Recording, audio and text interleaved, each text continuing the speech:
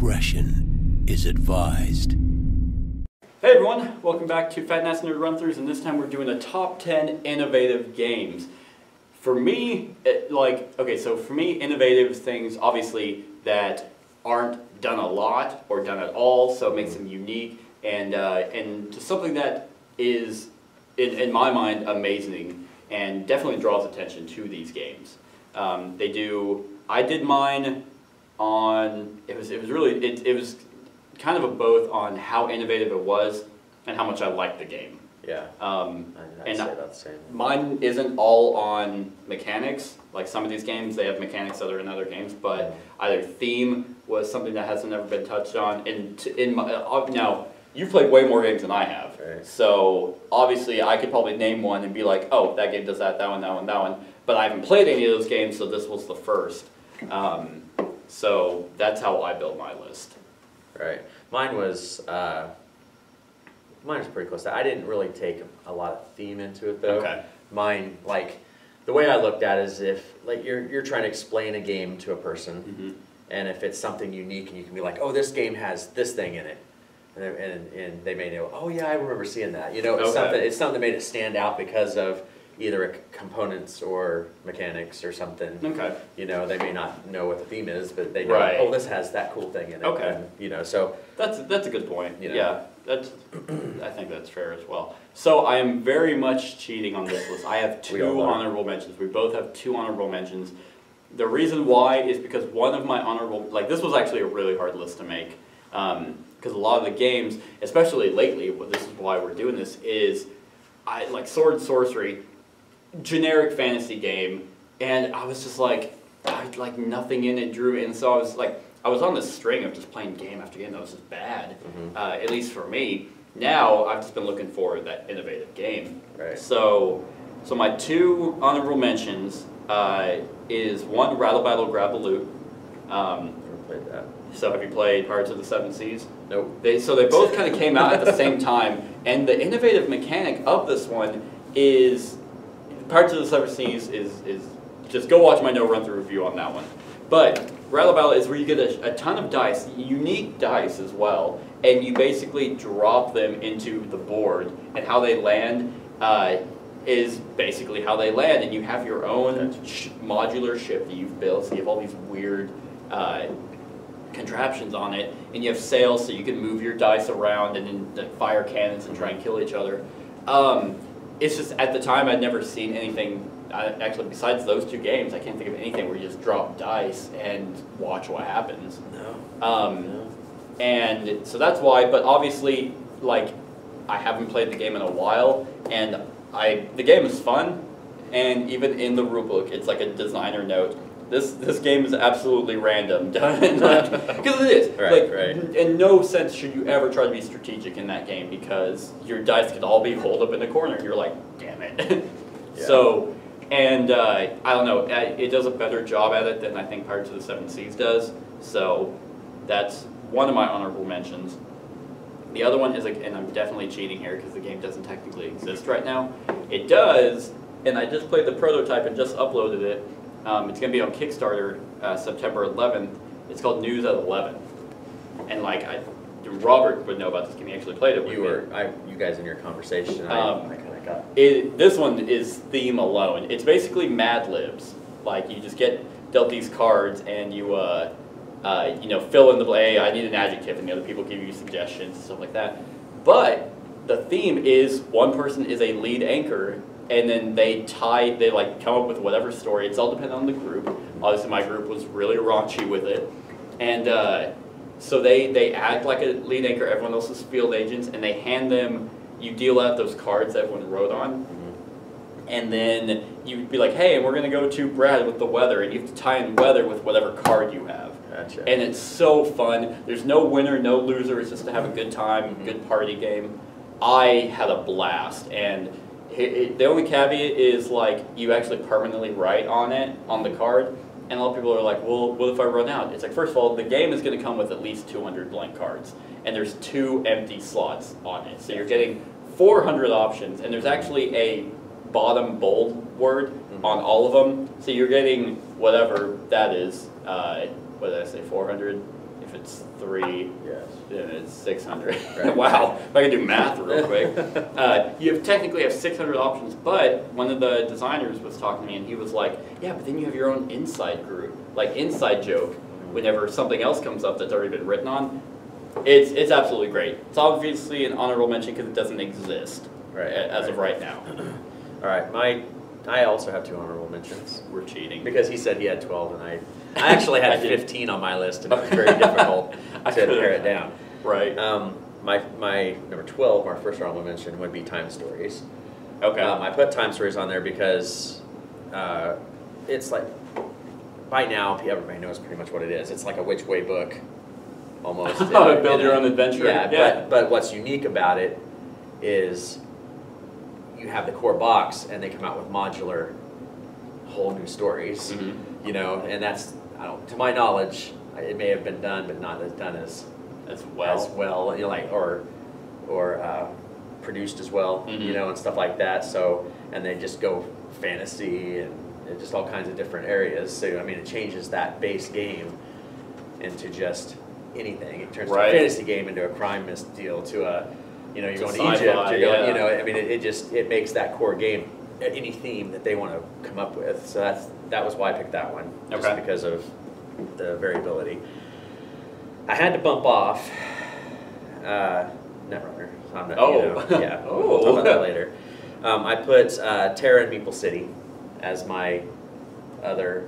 It was Rampage at one point. Okay, I think I know they that had to one. change their name because of legal rights, because it was pretty much, it was Godzilla tearing down a city and video game Rampage. So now it's Terra and Meeple City, and pretty much it's a dexterity game where it's a ton of meeples, and you're actually putting meeples on the base. You put a floor of the building, put more meeples, and so you build up these buildings, tall, and stuff, and then you have each person controls their own Godzilla character, and you're either flicking discs or you're picking up your dinosaur and dropping it as a stomp action. Okay. You're trying to knock buildings down and you're eating meeples and stuff, or you're putting your chin on the dragon and do a blow action and you blow really hard and you're trying to knock buildings down and stuff. Sounds fun. Or you pick up a car and chuck it, so you can pick up a car, put it on its head, and flick the car. Okay. You know, we need to play it. It was fun. That sounds fun. You just don't play it around dogs, like I did, because we had to lock the dogs up because meeples go flying all over the damn place. Chase them. And you can hit each other. If you knock each other down, they lose a tooth and stuff. It's really unique, you know. And I played it. It's been out for a while. And I played it for the first time maybe a month ago with the family, and it was a blast. No, I bet. That does sound fun. So, yeah, just a good one to look for. Okay, so now to the actual list. My number 10 is, I guarantee you don't know this game, but I played it for the first time at Gen Con, bought it at Gen Con, and it's called Keto. Nope. It is a samurai reflex game, and what you do is you have I think they said Bushido. So basically 2 through 12, and each card has like 2, 3, then 4, 5, then 6, and stuff like that. And then you have these strike cards, which are whatever, go, Mishi go, stuff like that. And you can either have a third person yell out a name, or they have an app, and so they choose an app, and so you sit there, like hold it, and then you have to, once they call it, you have to touch the card as quickly. Yeah. First one to touch it attacks the other samurai, and you have your own samurai with their health and their attack. And then you roll 2 dice, 2d6, and then you roll, and if it hits anything where you have a card on it, it could be more damage, it could be defense, stuff like that, then you can deal more damage in first person. It's basically Aijitsu dueling, you know, where they stand 2 feet apart and like try and cut each other. Right. It's essentially that. And I played against the designer at Gen Con. He totally kicked my ass. Like it was like his I think co-designer maybe called out a name, and like he was like already got it, and I'm like, oh, there it is. Yeah, it was a blast. So I bought it, and it's my number 10 because the rules aren't as lined out as I'd hope. Yeah. But other than that, it's very innovative. Like I can't think of anything else like that. No. Cool. All right, mine has been out for a while. Little card game called Hanabi. Oh. I put it on there mainly because it's the first game to my knowledge. It's the fireworks game. Oh, I'm thinking of something else. It's the first game to my knowledge that when you held your hand of cards facing outward. So you do not know what's in your hand. It's a co-op game. Oh, that's, okay. So everybody, you cannot. It's hard when you're drawing a card Mhm. not to just draw it up and look at it. Right. You have to draw it, and so you cannot see what cards are in your hand. And you are taking. There's tokens, and you have to spend a token to give somebody a clue. So like Okay. if you had some 5s in your hand, because it goes 1 through 5 are the numbers. Okay. And there's 4 or 5 different colors. Okay. You have to give them a clue. So like this is a 5. That you can't say the color and number. Okay. So then they have to remember that's a 5. You know, Okay. and what your goal is at the end of the game is to start. You want to get like the pink 5 down first, and then start going 5, 4, 3, 2, 1. Mhm. And once you win all the way to 1, then the pink's done.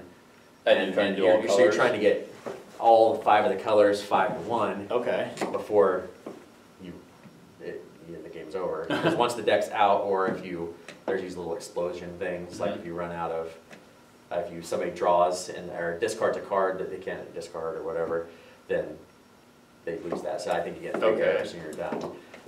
So it's a pretty tough co-op. And now, Right. you have to play it with the right group, because there's some people that'll be like kind of cheat a little bit, Mhm. and stuff. So if you're playing it with the honest to God truth way, it's hard. Okay.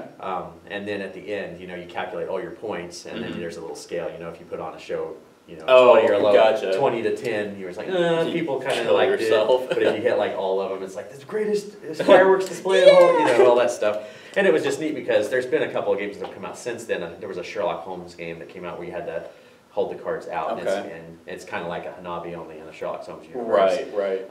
Where you had to hold the cards out. And it was just something different. Yeah. So you're No, actually not absolutely. looking at your cards. I was thinking of, what's the one where you're trying to make a Japan village? It's very, it starts also with an H. I have to look at it. That's what I thought you were talking about. Yep. But okay, so my number 9 is Ravens of Three Sahasri. Yes. Obviously has to go on an innovative list because I can't think of anything like it. 2-player game, it's anime style, which I also really like, so the theme is there. And I can't even explain the mechanisms on it. Like, one person is silent, and that's the girl that's in a coma, and she basically is the one that's playing cards. Or she knows what cards that are in a row, and you're trying to make some Japanese poem. I can never remember what it's actually called. But the other person who can talk is drawing cards to try and place them. And since one person can, the other person can, it's a Right. real like brain burner. And it's a very, very hard game because you have very strict rules. Not a lot of them, but very strict rules where you're trying to get basically matches to get numbers onto the side to make the poem.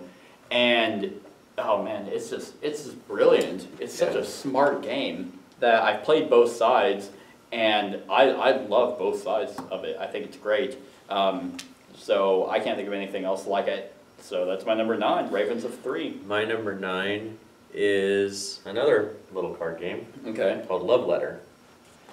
Okay. The reason it's on there is because before Love Letter came out, it was the first of its kind that can take 16 cards and turn it into a game that me and my family are on our 3rd copy of it because I didn't sleeve the first 2. I mean, we played it so much that we wore the cards out.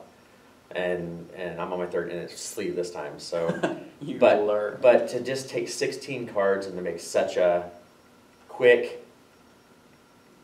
fast, Right. It's just a great game. It really is. We played the Cthulhu one, Oh, and it has the different variation. It adds more to it. It adds a little bit more to it, yeah. Right, but I mean, just the bare bones. I mean, because after Love Letter came out, was when the boom of the small game started happening. Right. It was after Love Letter, and I mean, there really isn't much more I can say about it. I mean, just it. Yeah, no. It was almost like a hold my beer moment. It's like somebody's like, I bet you can't make a game with just like under 20 cards. And they're like, hold my beer. Yeah, and then I'm gonna they make 16. That's true. No, it's such an awesome game. Now, obviously, I really like the Cthulhu one. So, because it wasn't just a retheme. It was just there's that. It actually added more mechanics. So I like that one better than the base. But especially after we did games we thought we wouldn't like, and you mentioned Love Letter, and I went out and bought it. Yeah, no, it's a blast. Yeah. Like, it's so fun, and lasts less than 30 minutes for a game. That's a good one. Okay, so my number 8 was one of your honorable mentions. That's Time Stories. Basically for the same exact reasons. The Dexploration is really what made it innovative for me. Like, because time travel is not innovative at all. Right. But even though not all the modules are the best, at least like the first couple games, my group and I, we were like, they can just like you can do any theme with this as long as they do it right. But without spoiling anything for it, it's just the Dexploration is awesome. And even though I don't like how you have to go back, at least that's thematic tie-in to it. And I can't think of any game that does that kind of Dexploration, where you're kind of just going through and trying to figure out what's going on with an overarching story as well as an internal story. Yes. It's just great, and obviously I like the game, otherwise I wouldn't do every expansion that comes out. So yeah, that's my number 8. All right, my number 8 is like brand new to my list. Like literally, I played it last night, and you had to add it. Yes. I almost did that. It knocked off near and far, but. With that behind here. Well, because of the book, maps and Oh, stuff. Anyway, photosynthesis. Gotcha. You know, sit here and you think about, I'm gonna play a game with trees, and stuff like that. It's like, then Blue Orange Games, I have a few of their games, and they're pretty solid. This is probably the most thinky one of their games, because have you played it? No, I tried to look for the at Gen Con, and I couldn't find it. It is really cool. I mean, it's 3D trees, cardboard trees. Yep. You have little saplings. You have medium-sized trees, and then you have big trees. You are trying to grow them and then harvest them, and that's how you get victory points. But the unique part about it is that there is 3, 4, 5, 6, 7, 8 rotations of the sun. So the sun sits right here, and the sun shines this way. So a tall tree blocks everything 3 spaces behind it, so they don't get the energy points, because you score energy, and that's what you spend the energy to do actions. So if you don't have if none of your trees are getting sun, you don't get any points or actions for that turn. Gotcha. So you're trying to build trees, grow them to get in front of other people so that they're getting a little bit of sun, so then you get sun points, and then it rotates over here, so you may be piling, like I did last night, I piled all my trees on this side, but then I was screwed when the sun got over here because I didn't have anything to go. So once it got over here, that was when I was really racking in the deal. It only goes 3, it's supposed to be like years. Okay. So like it goes 3 whole times around the board, and then the game's over. Okay. And it is, it's brain burning for it being such a simplistic game. Trying to think, you have to think like 3 or 4 moves ahead. Right. You have to say, okay, if the sun's going to be over here in a couple moves, I need to get that tree grown. And yeah, it was. I did a top 10 Gen Con list, and it didn't make that because I didn't find it on my source of where it was. There was just so much to do at Gen Con, I kept forgetting about it. Yeah. So, but I definitely want the game because it looks beautiful. It looks a lot of fun. I don't even know. Is it out? Not yet. Okay. Did Denton get his? It was another guy. Oh, really? That didn't okay. There was another guy who was at Gen Con. Okay, I see. Yeah. Okay. Yeah, so that was 8. So my number 7 is a game that I think you asked about, but I turned you away from it. It's called Pixel Tactics. And this one theme alone is pretty much there, a pixel game. But what makes this game so innovative is every single card that you have in your deck, which you don't have to deck build, you can. My friend that we deck draft, which is for some reason better in my eyes. I don't know why. But you choose, out of all the cards you draft, you choose one of them to be your leader. And they have an innate leader ability. And your opponent does the same, you're trying to kill their leader. But every single card that you have has 5 things that they can do. And whereas it's not as intuitive, because I can't imagine trying to teach someone that game and be like, okay, well, every card, it can do 5 things. Because it's based on where they're placed around your leader. If they're on the front, then they have a certain ability. Each one has a unique ability. If they're on the side, by next to your leader, they're kind of support, but not so much because they can also be ranged and stuff like that. So they have their own ability. Then, if you put them behind, then they have another ability. Also, you can lay them as traps or other things to basically be a boost. Right, right. But oh man, it is so fun, and just the leaders themselves. It's based off of the BattleCon universe. Yes, yes. So there were people that I was recognizing, and my friend and I, we played it twice, and I won the first one, he won the second one. My leader basically allowed attacks to be free actions, but which is good because I got to attack a lot, but his leader basically allowed him to pull people from his guard, I can't remember exactly what the spots are called, and put them at the bottom of his deck and replace them from the top. So it just, unfortunately, it was a shitty matchup because I couldn't do enough damage to kill his people instantly. So when they were almost dead, he just popped them to the bottom and brought a fresh one out. So he just kept reviving these people. It's so much fun. Like it's really good. And I bought a play mat while I was in Gen Con because the stupid thing about the game is like the rule book is like a fold out, but on the back is your map. You don't have to have it, but you kind of have to have it. Yeah. And unfortunately, if you have rules, and it's like, hold on, let's. Oh, yeah, so I got the playmat, but a lot of the expansions and stuff come with like another set of rules, so it's another map. That works. Yeah, I mean, I have everything, so if you ever want to play it, it's also not a 2-player only game. Like, I guess technically BattleCon isn't either, but it is. Yeah. This one you can play with a bunch of other people.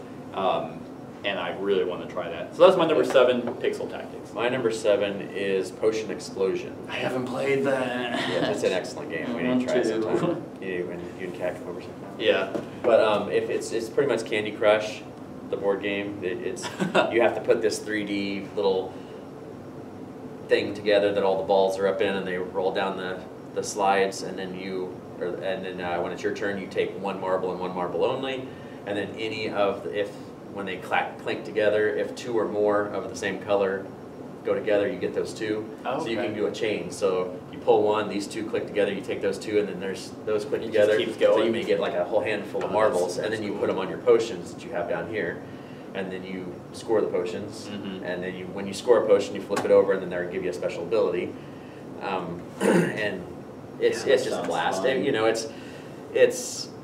it's just fun. Yeah. And it's.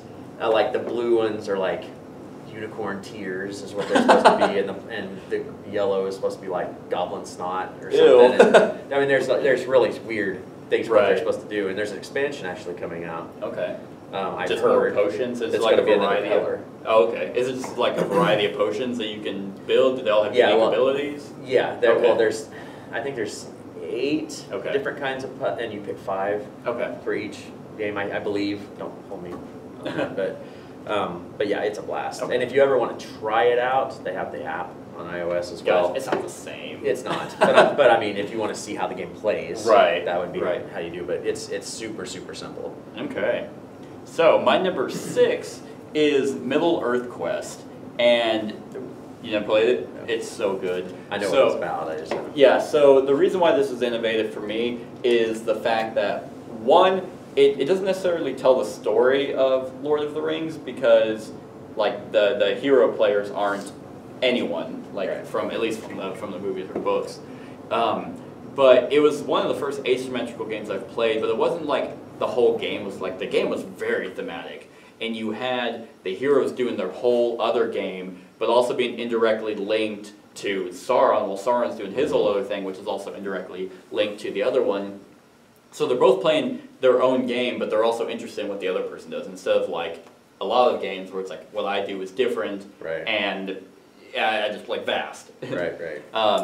So with that one, it was just one of the first for me, and it's such a blast. And like the combat is also a really good mechanic. It's essentially rock, paper, scissors, but there's kind of like a read your opponent that you have limited knowledge on what they have. It's like I'm fighting the archer. He's going to have more ranged attacks that I can exploit and try and beat, and then you know what the enemy what he most likely has. And the movement across the board is also innovative, kind of like Runebound a little bit, but more with cards. So your attack cards are also how you move.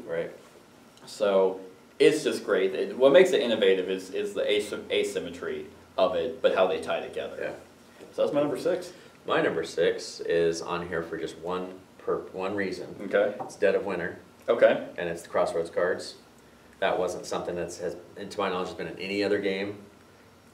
Like as far as what it, Right. how, What it how they're does. used. Yeah. You know, like you, you know, every turn, the person picks up one, and if you happen to set it off, then there's where the story comes in. You know, so and you don't have any clue if it's. It could be just if somebody's in the game, if you make a move to the city or into the town, if you. I mean, there's so many different ones in there, and it's just that's the coolest part. And I wish they fired more often, to be honest. See, I see, and I'm with Fletcher on that. I don't, because if every single time they fired off, it would kind of like one slow the game down, and it wouldn't be. I like how well, I went out this turn, I went to the police station, and that was it. And my favorite part about those Crossroads cards is that they aren't always game related. Like some of them, it's like you watch it, and if anyone yawns, then like it triggers. So it's pretty cool. They're fantastic. But that's really it. There is another game that kind of does that, and it's called Fate of the Elder Gods. Yes. I don't even think it's out yet. I got it. Actually, it was Miniature Market. It showed up. It's out of stock, but it showed up. So they must have gotten some or something. So I got it, and if you get I think it was a Madness card, the person to your right gets it, and so if you do anything, then it sets off. So they kind of have that, but it's not the same. Right. So that was your number 6? Yes. Okay, my number 5 is Dead of Winter for the Crossroads cards. Like, everything he said on that is just, this one was almost replaced because everything else about the game has been used before. The Crossroads cards are the innovative part. It was almost replaced, and it's not on the list, so I can say it, by a game I just played last night called Anachrony. I've played it. I've You've seen watched it played. That is a brain-burning work. Oh my god, it is so good. I don't know if I would ever really mess with it. I mean, like, we played it, and unfortunately for Kat and my friend Devin, like the box is huge. It's unnecessarily big. And the rulebook isn't that bad, so I was like, it's not gonna be that thinky. It is. It is. Everything is tied together in a very intricate and smart way. But like, it is a worker placement, and I honestly didn't want to have 2 time travel themes on here for time. I played Tricarion by the same company that did Anachrony. Anachrony. It's really rough too. Yeah, they're dense. They're smart. But yeah, so Dead of Winter is the one that did still end up staying on the list for Crossroads because it's also just a blast. All right, that was your 5, right? Yes. All right, my 5 is Mansions of Madness 2nd Edition. A lot of games are starting to bring in you're using phones or iPads or programs, but they do parts of the game, like this is the game almost. Having the deal. I mean, it tells you where to set things up. When you move it in, all the sound effects it has, and I mean, it is what puts you into the game. Right. The other games use their apps as scorekeepers or different odds and ends, but I mean, this game wouldn't be nearly as fun without the deal. That's true. Well, I mean, they had a first edition. You really edition. can't play it without this. No, you can't. You have to have the app. I mean, first edition, it plays pretty much the same. No, it doesn't. First edition was horrible. First edition is great. I mean, it's not as great as second edition. Second edition makes it way better. But, I did think of Mansions of Madness as well for the app. But then I just thought of all the other games that are using apps as efficiently. Well, and I'll tell you how I've done it. Okay. Is we've pulled a table into my living room, my big screen that's up above the fireplace. I've actually hooked my computer up to it. Oh, really? Or my iPad, your computer, whatever, Yeah. But and I've actually put it up on my big screen. Okay.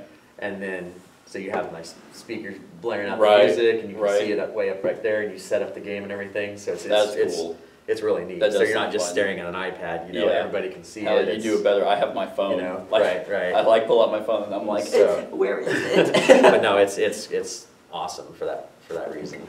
All right. So that was your number 5? Yes. My number 4 is Adrenaline, and that was one of the ones I had to cut. Oh, really? By far, this is one of the most innovative games I've played lately.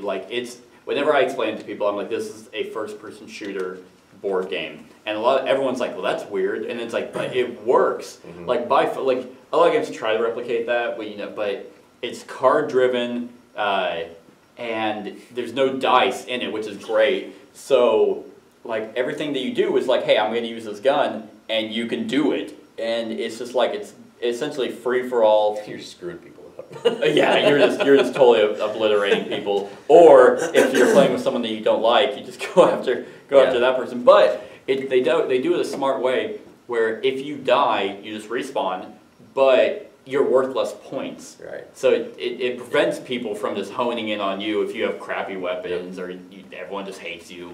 So then it's like, well, it's not worth our time to go after you. So now that person can start going out and killing people. Yeah. It's so much fun. All the weapons are unique and innovative, and you can get a combination going on. You can like get like a gravity well that pulls people to you, and then you just blow them with like a rocket launcher. You blow them. You play it, and you just molest them.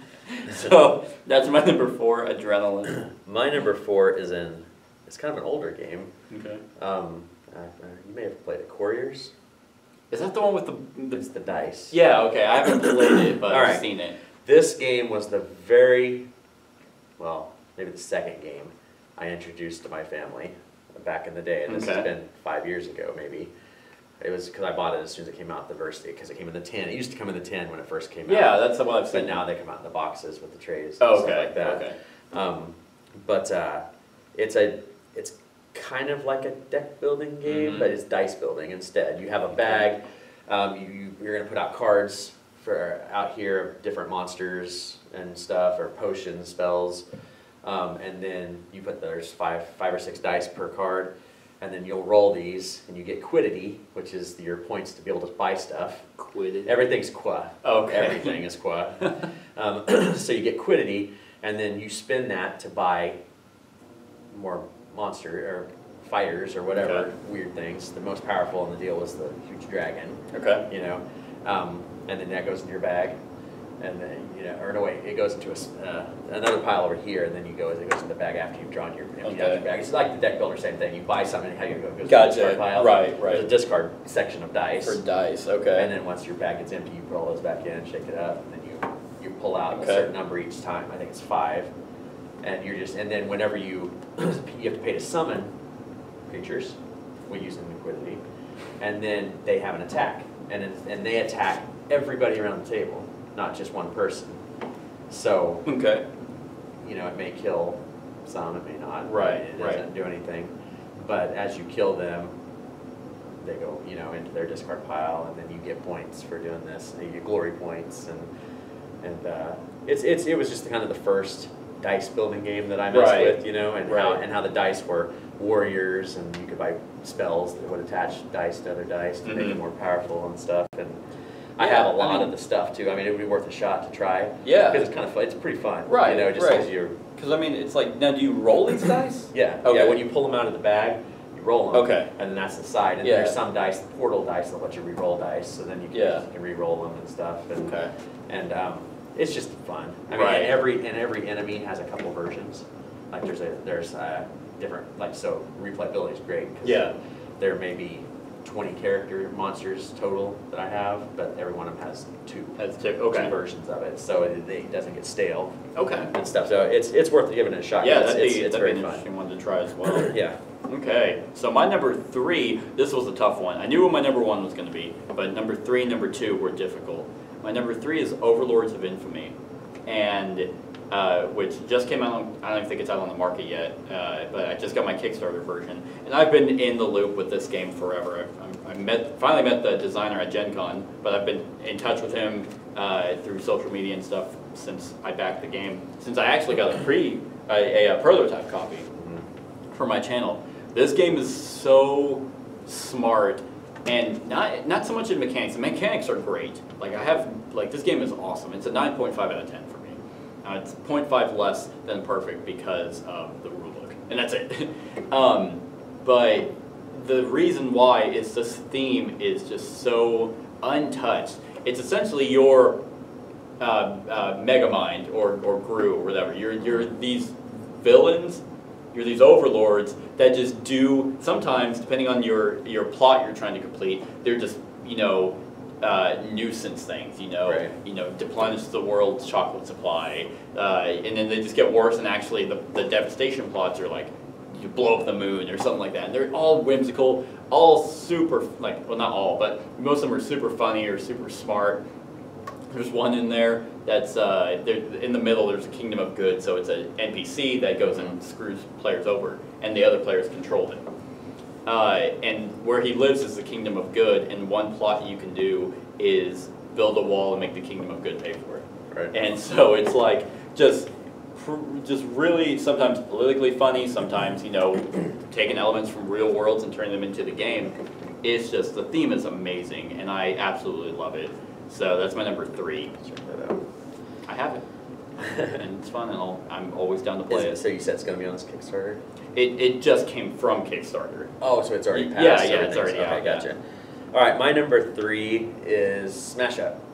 Okay. It almost made my list. Yeah, I mean, it's just innovative because there's, I mean, how many decks are, how many factions are out now? There's got to be, I mean, my big game box is like almost 2, because I sleeve all mine, so it's like two whole things full and part of another of that deal. And you just pick 2 decks, mash them together, that's your deck. That's and it's hard pressed to find one that somehow they made it to where they all tend to work. Right. One way or another. There's another one that I've played, and it was fun. It didn't beat Smash Up, was that Epic PvP. It's the same company that did it, but that did Smash Up. Okay. So it does the AEG. same thing. Yeah, but Okay. you do, you pick it's fantasy, so you pick a class and I can't remember what the terminology is. You pick a class and then whatever the other thing is, and you smash them together, so you're like some mystical barbarian or whatever. Okay. And then you're battling. It's a battle game, there's not things in the middle. Gotcha. Oh, you fight each other? Yeah. Okay. I mean, so I had at one point, it just didn't get to the table because everybody likes Smash Up so much better. So I just got rid of it. But Smash Up that's the main reason it's done. It's just, I mean, and they're still doing new things. They're always going to be able to come up with new things. Well, not even new factions, but new mechanics. Yeah. Do you have the new expansion, The Big in Japan? Not yet. So, I saw that you got it. So I got it, it hasn't and come out yet. it adds your divider. It's actually kind of like a Titan or something. Right. So there are cards you have that can bring your divider out and flip it over. And yeah, so they had like Sailor Moon, Pokemon, Power Rangers, and then Kaiju. Kaiju was the 4th one. Yeah. So yeah, Big in Japan. Now they're about to release another one. What were you thinking, 2? Yeah, they're still doing the tournament. It just ended. The voting ended a couple days ago. I think Vikings I think was number 1 on it, but they were getting 4, and I voted for Vikings, Samurais, and there were 2 others. I chose, when I entered mine, I put diseases. Oh, really? Because that'd be kind of cool, that'd be interesting. Like the, I don't know what you'd come up with, but just like the diseased ninjas. Yeah, like actual diseases. Yeah, like pick some diseases, that kind of morph and change. That'd be interesting. You know what I'm saying? That's what I put in, but it didn't. Just make it. But anyway, Smash Up. Cool. Just because of the deck building component. Okay. So, now my number 2 is a game also that just came off of Kickstarter that I also really love, and just it's this war of mine. Theme alone is enough to draw it up, where it's like you are not fighting the war, you are survivors of a war. But it's kind of like, it's almost like a civ building game, essentially. You're trying to build up your house to survive the war, but also no one controls an individual person. Right. Everyone controls all of them, and we all decide where they're going to go, what are they going to do, who are we going to send out, and it's choice-based as well. If you go out and have an adventure, which you won't always have, but sometimes you will, and it's like, if you want to go the moral high ground, like you see this kid starving, do you try to help him, or do you hoard your food? And it's like the good thing to do either doesn't help you or it hurts you. Right. But if you want to have that disconnect, then it's like, well, it's a game. I want to win the game. Yeah. And you'd be like, fuck the kid. And like, I've played the computer. Yeah. So there's a video game, and it's essentially that. I like the board game a little bit better. Yeah. I don't know why, but they did a really good job actually taking the video game, and implementing it into the board game. Yeah, this one's just awesome, and a lot of people are like, it's too dark. It's like it's a game. Like it's a game. Yeah. You're not literally stabbing people Right. to get resources. You can figuratively do that, and you should feel nothing because Right. it's like I'm not actually killing someone. Right. That's my whole spiel on that. But Oh man, it's just those two, Overlords and this War of Mine, were so hard to decide because I really loved both the games for every reason. But this War of Mine is hard. Yeah. Like it's a bad time. The video Yeah, you just slowly watch all your people get depressed or sick, and you're like, Yeah. So that's my number 2, this War of Mine. All right, my number 2 is a newer one in my collection, Dice Forge. Have Have you played that one? No, but I've seen it played multiple times. Yeah, and it is. I knew it was going to be on this list. Yeah, it's a blast. It's I think there's been a game or two that you've gotten to change dice maybe. Yeah, I think I've heard of some. This one though is the first one I've played, and it just does it so effortlessly, and even down to the component quality of how easy it is to pop, and they don't, Right. And everything. And you're buying new faces to your dice, and then you just figure it. That's the cool part of it, is you're trying to figure out what you want to get rid of to replace on your dice to make that dice more potent when you go the next time, and it's just different, I mean, Right. Like people that hate dice rolling and that suck at dice rolling, Fletcher. People like that will like this game because they can make their dice better. Yeah. So that their dice won't So they're fail not them getting later hurt. in the game. Yeah.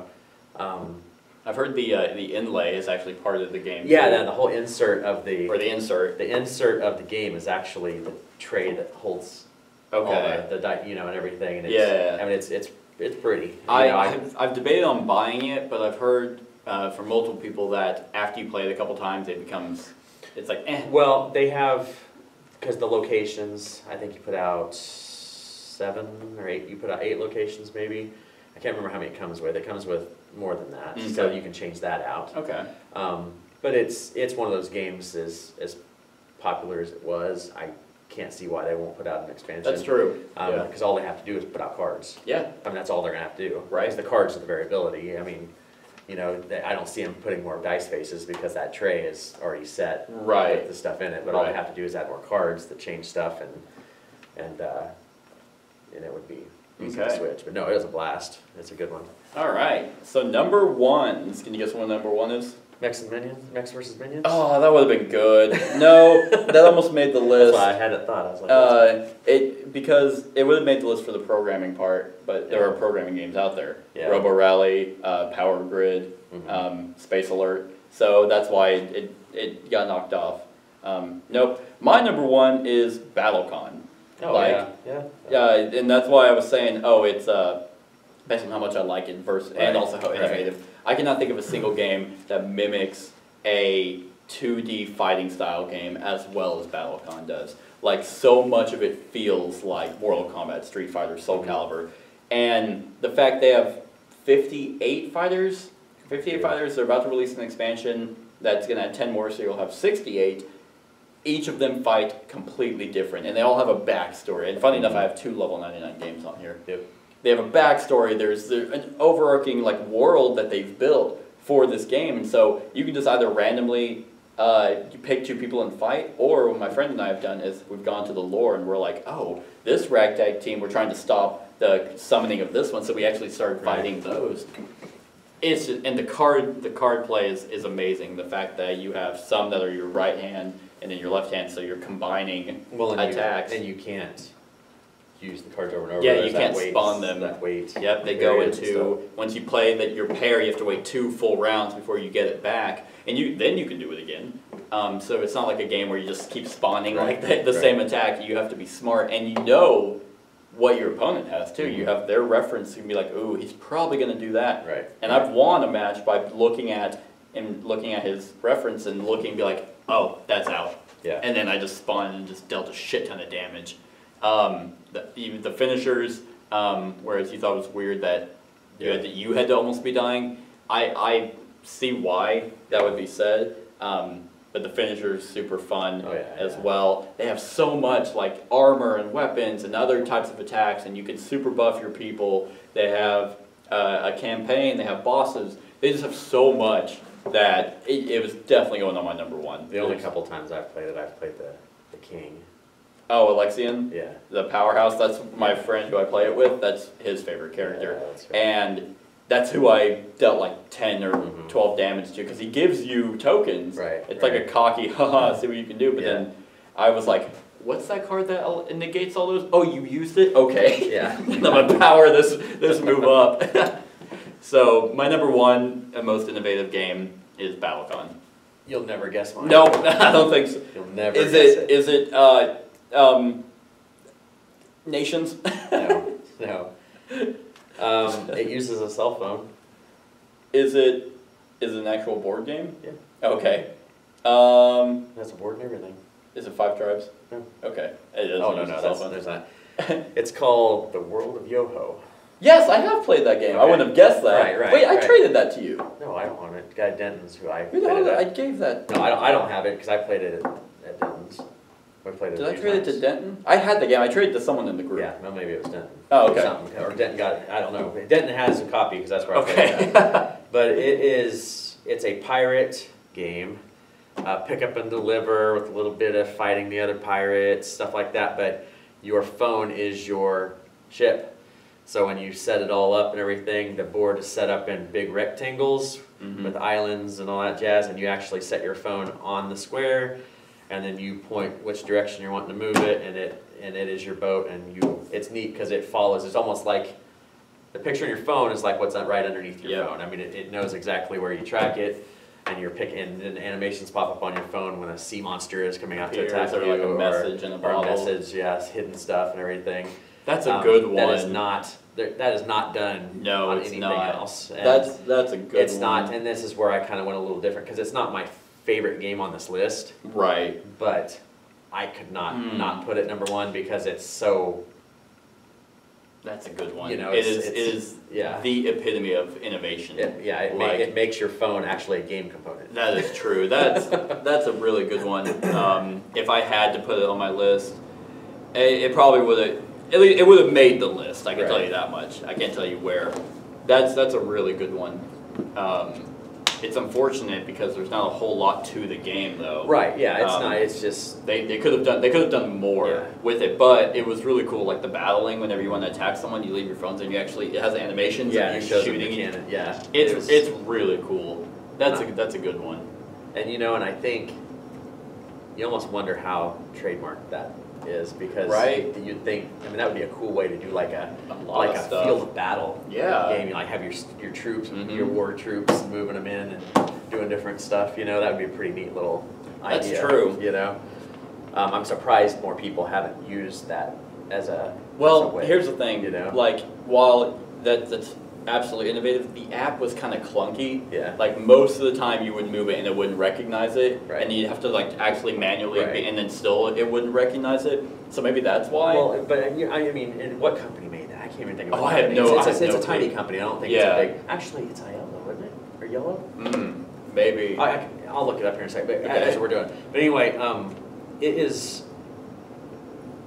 If you had a place like Fantasy Flight or somebody take that idea with the powerhouse company that they are, or somebody from Asmodee, anybody from Asmodee, and just find a really good app.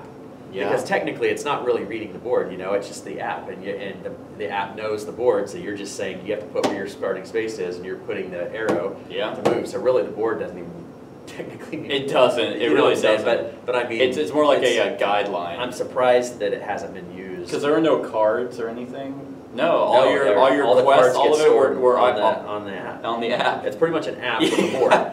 It really is. Really, I mean, but So that's could you actually say it's a board game then? It has a board. It does technically have a board. And it comes in a big box. It doesn't need to be that big for. Well, no, the board had to be that big to plan for everyone's because you have people who basically have like iPad as there's been games that have come in like little sleeve box, that you just had the board in it. Right. Just lay it down. But no, it's a great. Let's see here. I didn't pop up. Anyway, I'm pretty sure it's yellow. Okay. I'm almost like 95% sure it's yellow. I think you're right. And it was a Kickstarter game. It was one of the early ones. And I just kind of stumbled onto it. And that's the thing is no one talks about it anymore. Right. Like, but it was just kind of at the time, and I think it's a very innovative idea that Yes. needs to be used more. Absolutely. No, I With everybody completely having a agree. phone now. So that's it, everyone. Yes. That is our top 10 innovative games. If let us know what your innovative games are in the comments below. Other than that, like, comment, share, and subscribe, and have a wonderful whatever time of day it is for you. Hey everyone, thank you for watching, and I really hope that you enjoyed the video. If you want to support us, you can go ahead and click that link to go to my Patreon account. If you have any suggestions, you can go ahead and click the link in the show notes below to go to my Board Game Geek list. Other than that, like, comment, share, and subscribe, and have a wonderful whatever time of day it is for you.